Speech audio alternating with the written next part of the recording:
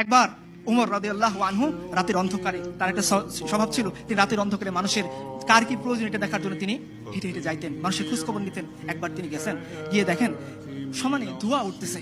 তো তিনি দাঁড়ায় দেখতেছেন, একটু পরে আবার ধোঁয়া উঠতেছে।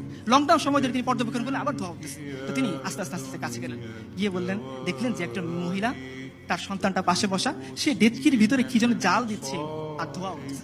তো বলছে, মা আপনি কোত্থেকে আসছেন, কি করতে আসছেন?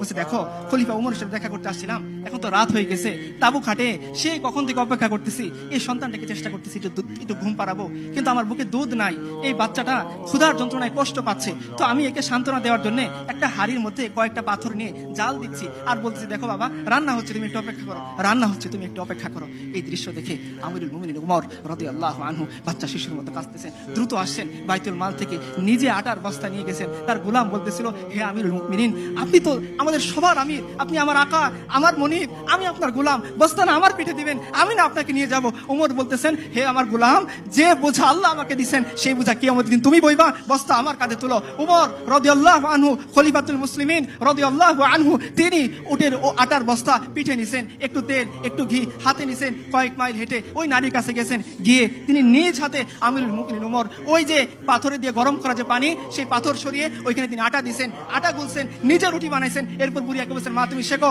এই উমর খলিফাতুল মুসলিমিন রাদিয়াল্লাহু আনহু তিনি চলে গেছেন ওই বাচ্চার কাছে, গিয়ে যে উমরকে দেখলে শয়তান রাস্তা ছেড়ে দেয়, এই উমর বাচ্চা, আমরা যেভাবে ঘোরাঘোরা খেলি পিচ্চির সাথে, এই খলিফাতুল মুসলিমিন উমর রাদিয়াল্লাহু আনহু বাচ্চা শিশুর সাথে তিনি ঘোরাঘোরা খেলতেছেন আর বলতেছেন,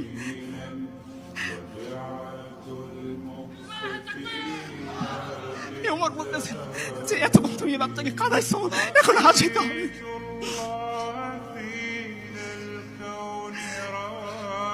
আমি আমার কোন নেতার কথা বলতেছি না যারা মানুষের ভোট ডাকাতি করে নেতা হয়, আমি আমার নেতার কথা বলতেছি যিনি আল্লাহর কাছ থেকে জান্নাতের সার্টিফিকেট পাইছে।